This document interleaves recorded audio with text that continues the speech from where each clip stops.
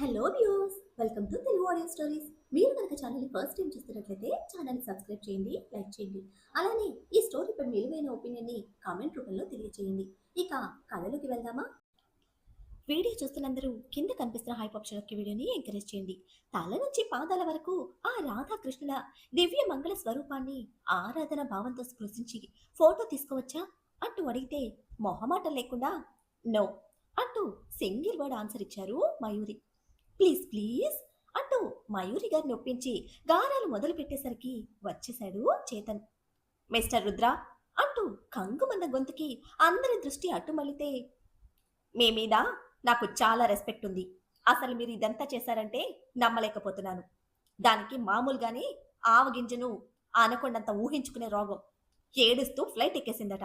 ఇంట్లో అందరూ టెన్షన్ పడుతున్నారు అంటూ స్నేహితుడిని మందలించినట్టు చేతన్ స్వతంత్రంగా రుద్ర మీద అరుస్తూ ఉంటే, ఏమైంది అంటూ విశ్వ కల్పించుకునేసరికి మయూరి రుద్రను పట్టి పట్టి చూస్తోంది. ఐ డోంట్ నో, ఆ సిచ్యువేషన్లో మీరు కూడా ఉన్నారు కదా, ఎలా చేయగలిగారు అంటూ తన ఫోన్కి వచ్చిన ఫ్లైట్లోని ఫొటోస్, ఇంకా రుద్ర నెంబర్ నుంచి బుక్ చేసిన ఫ్లైట్ టికెట్స్, రుద్ర సెండ్ చేసిన మెసేజెస్ అన్ని మనోడి మొహం మీద పెట్టి స్క్రోల్ చేస్తూ ఉంటే చేతిని వెనక్కి జరిపి స్క్రీన్ మీద కళ్ళు నిలిపాడు రుద్ర. చేసింది తనే అని చెప్పే విధంగా తన నెంబర్ కనిపిస్తూ ఉన్నా, బట్ చేసింది మాత్రం తన పక్కనే కూర్చున్న డాక్టర్ పాప. స్టార్టింగ్ లో ఐరా ఫోన్ యూజ్ చేసిన దానికి ఈ రోజు బీస్ట్ బాబు ఫోన్ యూజ్ చేసి అడ్డంగా ఇరికించేసింది మన ప్యారెట్ బ్యూటీ. మళ్ళీ ఈ క్షణం కూడా పిల్లిల బీస్ట్ బాబు చేతిలోని ఫోన్ లేపేసి టకటక ఆ రాధా గోపాలుడి మనోహర రూపాన్ని పిక్స్ లో బంధించేస్తూ ఉంటే తెలిసినా తెలియనట్టే చేతన్ సీరియస్ కంప్లైంట్ కి బుద్ధిమంతుల్లా రుద్ర రెస్పాన్సిబిలిటీ తీసుకుంటుంటే, ఇప్పుడు మిడ్ నైట్ ఫ్లైట్ కి దిగుతుంది, వెళ్ళి రిసీవ్ చేసుకోవాలి. ఇంకా ప్రతి క్షణం నా పక్కనే ఉండి ప్రాణం తీస్తుంది. అసలు మీ క్యారెక్టర్ కి ఎటువంటి సిల్లీ థింగ్స్ ఎలా చేశారో నాకు ఇప్పటికీ అర్థం కావట్లేదు అంటూ ఫ్రస్ట్రేషన్ లో పడి కొట్టుకుపోతున్న చేతన్ కళ్ళు సడన్ గా చిలిపి దొంగ వేషాలు చేస్తున్న ఐరా పాప మీద నిలిచాయి. కారణం రుద్ర ఫోన్. నైట్ డాక్టర్ పాప ఫోన్ స్మాష్ చేసింది కదా, ఆ విషయం బుర్రలో లైట్ వెలగ్గానే ఐరా అని అంటుంటే పెదవుల మీద వేలు నిలిపి పిలవకు అంటూ సైగ చేస్తూనే ఉంది డాక్టర్ పాప. క్షణం రుద్రను వాళ్ళ వెనక సైలెంట్ గా తన పని చేసుకుపోతున్న ఐరా పాపని మార్చి మార్చి చూసిన చేతన్కి తిక్క డబుల్ అయ్యి, మీ ఫోన్తో ఎంత రచ్చ క్రియేట్ చేస్తూ ఉంటే పక్కనే ఉండి మీరేం చేస్తున్నారు అంటూ ముందు మీద డబుల్ ఫ్రస్ట్రేషన్ అవుతున్న చేతన్ ముందుకు దూకాడు ఐరా పాపని అందుకొని దులిపేయాలని. రెప్పపాటు కాలంలో సైడ్ స్టెప్ తీసుకొని రుద్ర ప్రొటెక్ట్ చేస్తూ ఉంటే అదే వేగంతో కన్నయ్యను నిలిపిన బాక్స్ కిందకు దూరి చేతన్ చేతికి చిక్కకుండా తప్పుకుంది ఐరా. స్టాట్యూకి ఆ సైడ్ మయూరి విశ్వకుంటే ఎదురుగా రుద్ర ఉన్నాడు. ఎప్పుడైతే ఐరాను ప్రొటెక్ట్ చేయడానికి సైడ్ స్టెప్ తీసుకున్నాడో మయూరికి క్లోజ్ గా రావడంతో ఫాస్ట్ గా కదిలిన రుద్ర మూమెంట్ మీద పడుతున్నట్టే అనిపించిన ఫీలింగ్ తో తుళ్ళిపడిన మయూరి రాక్ మీదకు పడిపోతూ ఉంటే సైడ్ నుంచి రుద్ర మయూరి గారి చేతిని హోల్డ్ చేస్తే వెనక నుండి విశ్వక్ మయూరి భుజాన్ని హోల్డ్ చేసి తన వైపుకి తిప్పుకున్నారు. ఓసే రాక్షసి, ఇదంతా నీ పనే కదా అంటూ మండిపడిన చేతను అరుస్తూ ఉంటే, ఏం జరుగుతోంది ఇక్కడ, this is not a play ground అంటూ వెంటనే సీరియస్ అయ్యారు మయూరి. టెన్షన్ తీసుకోకండమ్మా, నేనుండగా మీకు ఇబ్బంది పడే పరిస్థితి రాదు అంటూ స్మూత్ టోన్తో చెప్తూనే చేతన్ గుండెల మీద చేతులు నిలిపి పక్కకు తోశాడు రుద్ర. మయూరికి సపోర్ట్ గా పట్టుకున్న విశ్వక్ తనని జాగ్రత్తగా పక్కకు తీసుకురావడంతో, ఆర్ యు క్రేజీ, దానికి సపోర్ట్ చేస్తున్నారా అంటూ చేతన్ ఫైర్ అవుతూ ఉంటే, this is your personal, me personal space లో చూసుకుంటే బాగుంటుంది, ఇది ప్లే గ్రౌండ్ కాదు అంటూ అంతే స్మూత్ టోన్తో మయూరి గారి మాటను రిపీట్ చేశాడు రుద్ర. నాట్య రూపధారి ప్రియా రాధా సమేత ఏకపాదంతో నిలిచిన ఆ కన్నయ్య మూర్తిని కింద వైపు నుంచి చూసిన ఐరా పాపకి మరింత విస్మయంగా తోచింది. ఆ కృష్ణ పరంధముడి ఒక పాదం నేల మీద నిలిస్తే ఆ పక్కని రాధమ్మ పాదం ఆయనకి జతగా నిలవడం, ముగ్ధ మనోహరమైన నాట్య భంగిమలో ఉన్న ఆ కన్నయ్య మరొక పాదం గాలిలో లేచుంటే రాధమ్మ పాదం ఆయన్ని అల్లుకొనుంది. ఎదురు నుంచి చూసిన రూపమే, కానీ కింద నుంచి చూస్తే మరొక అద్భుతంలా ఆవిష్కృతమై ఐరాను కట్టిపడేసింది. ఫ్లోర్ మొత్తం తెల్లటి ముత్యాలు ఆ పాదాలను అభిషేకిస్తూ ఉంటే మధ్య మధ్యలో దిష్టి తగలకుండా నల్లటి ముత్యాలతో కలిసిన ఆ దృశ్యం వెంటనే క్లిక్ అనిపించింది. బాక్స్ కింద నుంచి పక్కకు వచ్చిన ఐరా బయటకు పరుగులు పెడితే, నీ ఫోన్ నీ పర్సనల్ రుద్ర అంటూ అసహనంగా పాయింట్ చేస్తున్నాడు చేతన్. బదులుగా చిన్న స్మైల్తో బయలుదేరదాం అంటూనే మయూరి గారి వైపుకు తిరిగి, మీరు నమ్మిన దైవం మీ ముందుండగా మీ చుట్టూ ఎన్ని నీళ్లు నీడలున్నా భయపడాల్సిన అవసరం లేదు. మీరు తెలియక తప్పటడుగు వేసినా సరే కాచుకుని కవచంలా కాపాడతాడు అంటూ కన్నయ్య పాదాలు తాకిన రుద్ర డోర్స్ క్లోజ్ చేసి ముందుకు కదిలాడు. సంబంధం లేకుండా రుద్ర చెప్పిన మాటలు ప్రశ్నార్థకంగా మయూరి కనుబొమ్మలు ముడిపడేలా చేస్తే విశ్వక్ పెదవులు విచ్చుకునేలా చేశాయి. మీ గురించి చెప్పాడా అంటూ మయూరి అనుమానం వ్యక్తం చేస్తూ ఉంటే, కావచ్చు, ప్రతి క్షణం నిన్ను కాచుకుని ఉంటున్నానుగా అని నవ్వుతూ, నీ కిట్టయ్య జాగ్రత్త అంటూ రుద్ర వెనకే నడిచారు విశ్వక్.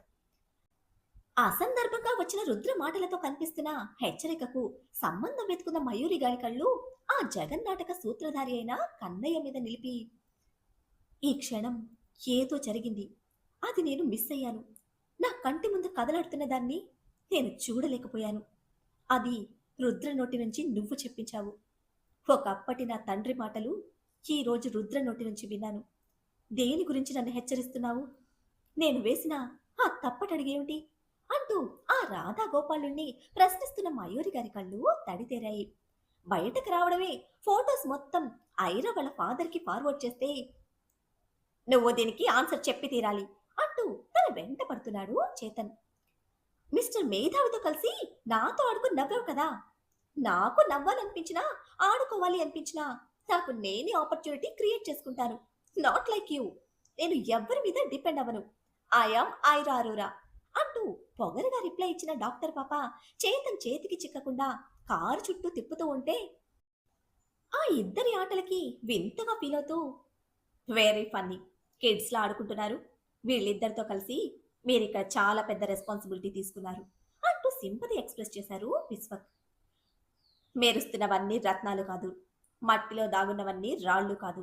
వాళ్ళిద్దరూ కూడా అంతే మిస్టర్ విశ్వక్. సమయానికి తగిన విధంగా వాళ్ళ టాలెంట్ ఇన్వెస్ట్ చేస్తారు.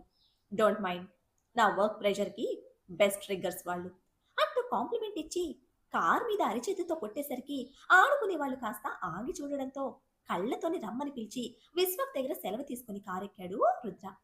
ఐరా మెరుపులో వచ్చి ఫ్రంట్ సీట్లో చేరితే, నెక్స్ట్ టర్న్ నాది, ఖచ్చితంగా చెప్తావు అంటూ ఇరిటేట్ అవుతూనే వెనకని సెటిల్ అయ్యాడు చేతన్. కారు కదిలే వరకు అక్కడే ఉన్న విశ్వక్ వాళ్ళు వెళ్ళిన తర్వాత లోపలికి వస్తే, ఏం చేస్తున్నారు మీరు అంటూ ఎదురొచ్చిన మయూరి ప్రశ్నించారు. మయూరి, దేని గురించి అడుగుతున్నావు అంటూ విశ్వక్ విస్మయం వ్యక్తం చేస్తూ ఉంటే, సంథింగ్, రుద్ర ఏదో స్టార్ట్ చేశాడు, దానికి మీరు సపోర్ట్ చేస్తున్నారు. ఇండైరెక్ట్ గా తను నన్ను వాన్ చేస్తున్నాడు, ఇంప్రెస్ చేయడానికి ట్రై చేస్తున్నాడు. What's running between you and Rudra అంటూ స్ట్రైట్ గా మయూరి నిలదీస్తే, కమాన్ మయూరి, నీకు తెలియకుండా ఏం జరుగుతుంది? పిల్లల గురించి అడిగాడు, నువ్వు ఒప్పుకోవని చెప్పాను. అండ్ రుద్ర ఈ సరౌండింగ్ విలేజెస్ మొత్తం మెడికల్ క్యాంప్స్ కండక్ట్ చేస్తున్నాడు. దానికి నేను చేయవలసిన సపోర్ట్ చేస్తానని మాటిచ్చాను.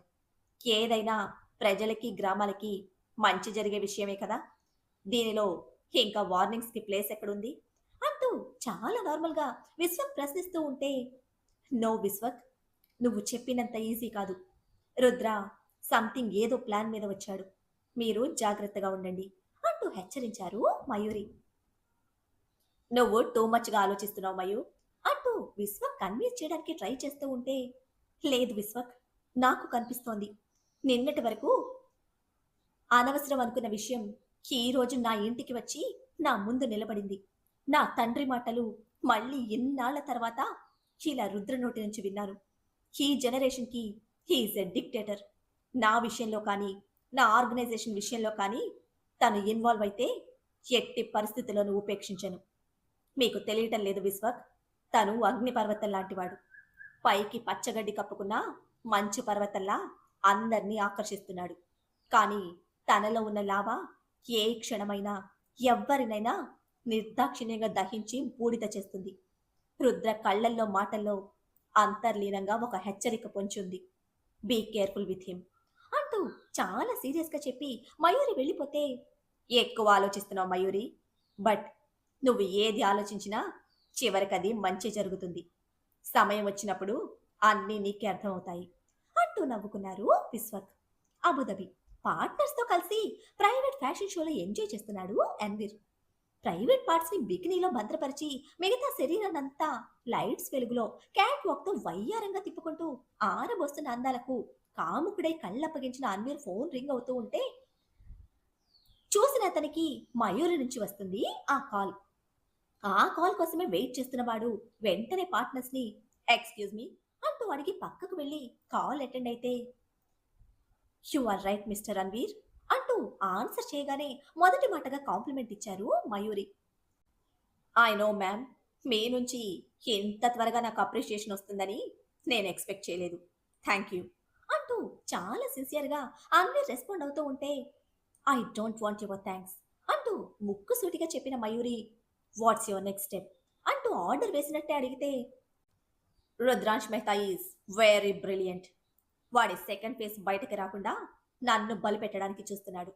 నన్ను నేను ప్రొటెక్ట్ చేసుకుంటూ వాడిని ఫేస్ చేయాలంటే కొంచెం సపోర్ట్, కొంచెం ధైర్యం, కొంచెం టైం కావాలి అన్నాడు తన ఫ్యూచర్ ప్లాన్కి శంకుస్థాపన చేస్తున్న డర్టీ క్రూయల్ బ్రెయిన్తో. Of course I know I will give you the strength and opportunity. Rudra కంపెనీలో నా మనుషులున్నారు. ఎటువంటి ఇన్ఫర్మేషన్ కావాలన్నా మనకు అందుతుంది. అండ్ ఇక్కడున్నంత వరకు రుద్ర ప్రతి మూమెంట్ నాకు తెలుస్తుంది. నువ్వు చెప్పిన నిజాన్ని నిరూపించగలిగిన మరుక్షణం నీ నెక్స్ట్ ప్రాజెక్ట్లో 100% ఇన్వెస్ట్మెంట్ ఉంటుంది నాది. మార్క్ మై వర్డ్ అంటూ స్ట్రాంగ్గా చెప్పి సపోర్ట్ చేశారు మయూరి. పిలిచి సింహాసనం ఇస్తానంటే బురదలో దొర్లే పంది కూడా ఆశపడుతుంది. ఇక అన్వీర్ ఆగుతాడా? కొండకి వెంట్రుకని కట్టానని వాడికి తెలియటం లేదు. జనరల్గా పోతే వెంట్రుకైపోతుంది. బట్ ఇక్కడ వాడు పెట్టుకుంది రుద్రతో. ఏకంగా తలే తెగిపోతుందో లేక వెంట్రుకని గొంతుకి అడ్డు వేసి ఆపేస్తాడు. చూడాలి మరి. అన్వీర్ కోసం వెయిట్ చేస్తున్న పార్ట్నర్స్ వాడు కాల్ మాట్లాడి రావడమే వాట్స్ ద డీల్ అంటూ క్యూరియస్గా అడిగితే, నేను టార్గెట్ చేశాక ఎటువంటి డీల్ మిస్ అవ్వదు.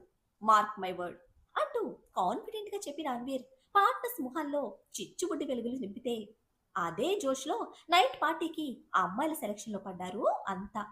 బికినీస్లో ఉన్న బేబీస్ని బండి మీద పళ్ళలు ఏరుకున్నట్టు రంగు సైజులు లెక్క వేసి ఏరుకొని ఆల్మోస్ట్ అందరూ పూల్లో పడి ఎంజాయ్ చేస్తూ ఉన్నారు. తన ఫిగర్ని తీసుకొని రూమ్కి వెళ్తున్న అన్వీర్కి మళ్ళీ ఫోన్ రావడంతో స్క్రీన్ మీద డాడ్ అని కనిపిస్తూ ఉంటే తనని రూమ్లో వెయిట్ చేయమని చెప్పి పంపి కాల్ అటెండ్ చేశాడు అన్వీర్.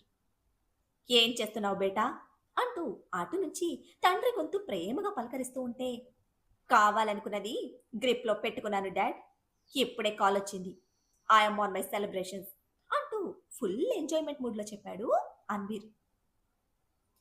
చేతిలో ఉన్నది నీ స్వాధీనంలోకి రావాలి. అప్పటి వరకు నీ ఫోకస్ మారకూడదు. లిజన్ వన్ థింగ్, రుద్ర మీద ఉన్నది అనుమానం. నీ మీద ఉన్నది కూడా ఆ అనుమానమే. నిజం తెలిసే వరకు నీ చేతిలో ఉన్నది అవకాశం మాత్రమే. బీ కేర్ఫుల్ అంటూ బిజినెస్ స్ట్రాటజీ చెప్తూ ఉంటే శ్రద్ధగా వింటున్నాడు అన్వీర్. రుద్ర వచ్చి వెళ్ళిన తర్వాత అమ్మ టెన్షన్ పడుతోంది. మాట్లాడి ధైర్యం చెప్పు. అండ్ వన్ మోర్ థింగ్, ఆ అమ్మాయి అవసరం మాత్రమే, వ్యసనం కాకూడదు. ఆడదానికి బానిసైన వాడు చరిత్రలో బికారిగానే మిగిలాడు. నువ్వు బిజినెస్ మ్యాన్గా నిలబడాలంటే ఆడదానికి దూరంగా ఉండు అంటూ చివరి మాట హెచ్చరింపుగా చెప్తూ ఉంటే, "హ్మ్, ఆడదాని ఒంట్లో దొరికే సుఖం ప్రపంచంలో ఎక్కడా ఉండదు dad. Of course I'm a business man, but ఆడదాన్ని కూడా అనుభవిస్తాను. రెండు పర్ఫెక్ట్గా బ్యాలెన్స్ చేస్తాను" అంటూ తండ్రి మాటలోని సత్యాన్ని పెడచెవిన పెట్టిన అన్వీర్ కాలర్ ఎగరేసుకుంటూ రూమ్కి పోయాడు ఆ ఆడదాని ఒంటి సుఖం కోసం. అశోక్, నీలిమ, రంజని గారు గుడి నుంచి ఇంటికి వచ్చేసరికి గార్డెన్లో ఫోన్ మాట్లాడుతూ ఉన్నారు వినోద్. మీరు వెళ్ళండి, నేను ఆయన్ని తీసుకొని వస్తాను అంటూ వినోద్ కోసం వచ్చి ప్రశాంతంగా మాట్లాడుతున్న భర్త మొహం చూస్తూనే, ఎవరితో మాట్లాడుతున్నారండి అంటూ ఆసక్తిగా అడిగారు రంజని. ఫోన్ పాకెట్లో పెట్టుకుంటూ, ఇట్స్ ఎ బిజినెస్ కాల్ అంటూ క్యాజువల్గా చెప్తే, నాకెందుకు అలా అనిపించటం లేదు, ఇష్టమైన వారితో మనసు విప్పి మాట్లాడుతున్నట్టుంది అంటూ భర్త మొహంలో కనిపిస్తున్న భావాలకి తన అభిప్రాయాన్ని చెప్పిన రంజని గారు, వేత్తో మాట్లాడుతున్నారా అంటూ అనుమానం వ్యక్తం చేస్తూ ఉంటే ఆ ప్రశ్నకి సీరియస్గా చూస్తూ, అయినాయా నీ టెంపుల్ వర్క్స్ అన్నారు ఆన్సర్ దాటేస్తూ. భగవంతుని కూడా వర్క్తో పోలుస్తారేంటండి అని నొచ్చుకుంటూ కుంకుమ పెట్టి ప్రసాదం ఇచ్చి డిన్నర్ కంప్లీట్ చేస్తే ఇంటికి వెళ్దాం అంటూ లోపలికి నడిచారు. ఇల్లంతా ప్రశాంతంగా ఉండి ఎవరూ కనిపించకపోయేసరికి పనమ్మాయిని పిలిచి శిఖర్ మైత్రి గురించి అడిగారు నీలిమ. ఆవిడ చూసింది గమనించింది చెప్పి, అప్పటి నుంచి కిందకు రాలేదు మేడం, పైనే ఉన్నారు అంటూ చెప్తుంటే నీలిమ గారికి కాళ్ళు నేల మీద ఆగటం లేదు. పరుగు పరుగున మెట్లెక్కి పైకి పోతూ ఉంటే, నువ్వింకా 16 బాలకుమారివి కాదు, నెమ్మదిగా వెళ్ళు అంటూ అరుస్తున్నారు వెనక నుంచి అశోక్. కాలు జారి పడితే మీరే నెల రోజులు కాలేజీకి సెలవు పెట్టాలి. నా వయసు గుర్తు చేయడం మానేసి ఎంకరేజ్ చేయడం నేర్చుకోండి అంటూ ఎదురు చురక వేసి అదే వేగంతో పైకి వెళ్లిన నీలిమ తలుపులు బాధేస్తూ ఉంటే ఆ హడావిడికి అమ్మ అంటూ శిఖర్ చెప్పగానే బెదిరిపోయింది మైత్రి. అత్తయ్య గారికి చాలా చెప్పాను. ఇప్పుడు మనిద్దరిని ఇలా చూసి ఏమన్నా అనుకుంటారేమో అని అనుమానం ప్లస్ ఇబ్బందితో డాక్టర్ బాబు చేతిని నలిపేస్తూ పెద్దవి చేసిన కళ్ళను భయంగా డోర్ మీద నిలిపితే, నువ్వు అన్నవన్నీ గాలి కొదిలేసి ఇలా నిన్ను చూడడమే నెత్తి మీద పెట్టుకొని తిరుగుతోంది. మీ అత్త సంగతి ఇంకా నీకు పూర్తిగా అర్థం కాలేదు, ఎక్కువ ఆలోచించకు అంటూనే బిగించిన తన చేతిని విడిపించుకుని వచ్చి తలుపులు తెరిచాడు శిఖర్. ఎదురుగా ఉన్న కొడుకుని పక్కకు తోసి విసురుగా మైత్రి ముందుకొచ్చి తెచ్చి పెట్టుకున్న కోపంతో నీలిమ సూటిగా చూస్తూ ఉంటే సన్నపాటి బెదురుతో తలదించుకొని నిలబడింది మైత్రి.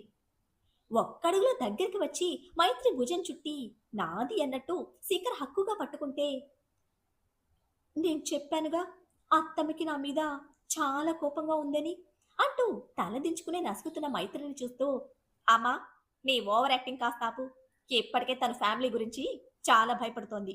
ఈ మాలోకం ఎంతో కష్టపడి బతిమిలాడి బామాలి లైన్లో పెట్టుకున్నా. ఇప్పుడు నువ్వేమి సూర్యకాంతం పెర్ఫార్మెన్స్ ఇవ్వకు, బెదిరి చస్తుంది అంటూ శిఖర్ చెప్తూ ఉండగానే, నువ్వు పోరా అంటూ శిఖర్ని పక్కకు తోసి మైత్రిని ముందుకు లాగి హత్తుకున్న నీలిమ, నా కొడుకుకి కాకుండా పోతావని ఎంత భయపడ్డానో తెలుసా? నోరు తెరిచి అడిగినందుకు ఎన్ని కారణాలు చెప్పావే నాకు. అమాయకంగా కనిపిస్తావు గాని పెద్ద ముదురు టెంకవి అంటూ మెప్పుగోలు తిట్లతోనే దెప్పుతూ కిందకి తీసుకొచ్చి రంజని వినోద్ గారికి అసలు విషయం చెప్తే రంజని గారు చాలా సంతోషపడ్డారు. నీలిమ గారి అత్యుత్సాహానికి, నీకు ఏదొచ్చినా పట్టలేము, ఒప్పుకుంటే సరికాదు, చేయవలసినవి చూడవలసినవి చాలా ఉన్నాయి, హడావిడాపి ముందు భోజనాల సంగతి చూడు అంటూ అశోక్ మందలింపుగా చెప్తూ ఉంటే, అడ్వాన్స్ తీసుకున్న పెళ్లికి పంతులు గారు మంత్రాలు చదవకుండా ఉంటారా ఏంటండి? ఇది కూడా అంతే, మైత్రి ఒప్పుకోవడమే ముఖ్యం, అస్సలు ఇది జరిగిపోయింది, ఇక జరగాల్సినవన్నీ అవే జరిగిపోతాయి, నాకా నమ్మకం ఉంది అంటూ ధీమాగా చెప్పి పెళ్లి ముచ్చట్ల మధ్య ఇబ్బందిగా ముడుచుకుపోతున్న మైత్రికి మెటికలు విరిచారు నీలిమ. ఈ హ్యాపీ మూమెంట్స్ లో ఏ మాత్రం ఇన్వాల్వ్ అవని వినోద్ గారు, డిన్నర్ కంప్లీట్ చేస్తే ఇంటికి వెళ్దాం అంటూ చాలా నార్మల్ గా చెప్తూ ఉంటే వినోద్ గారి మాటతో నీలిమ గారి మొహంలో సంతోషం నీరు గారిపోయింది.